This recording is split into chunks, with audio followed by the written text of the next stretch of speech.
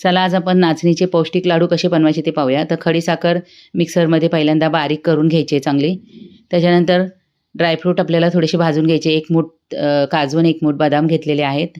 ते थोडे भाजून थंड करून मिक्सरमध्ये वाटून घ्यायचे. आता थोडं तूप टाकून याच्यामध्ये टाकायचं आहे नाचणीचं पीठ आणि पीठ एकदम बारीक दळलेलं पाहिजे. आता याच्यामध्ये आपल्याला थोडं थोडं तूप टाकून चांगलं भाजून घ्यायचं आहे. अर्धा तास लागतो भाजण्यासाठी, पण एकदम तूप टाकायचं नाही आहे. पीठ भाजताना गॅस एकदम बारीक ठेवायचा आहे आणि चांगला सुगंध येईपर्यंत पीठ चांगलं भाजून घ्यायचं आहे आणि तूप आपल्याला थोडं थोडं करूनच टाकायचं आहे. तर आपलं पीठ भाजून झालेलं आहे. आता हे पीठ आहे ना आपल्याला थंड करून घ्यायचं आहे. पण किती थंड करायचं, आपल्याला हाताला हलकं गरम लागेल ना इतकं थंड करायचं आहे. खूप पूर्ण थंड करून नाही घ्यायचं. त्याच्यानंतर बारीक केलेले ड्रायफ्रूट याच्यात टाकायचे आहे.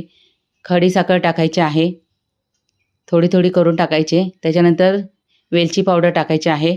आता हे सगळं छानपैकी मिक्स करायचं आहे आणि लाडू वळून घ्यायचे आहेत. हे बघा पटापट लाडू वळले जातात.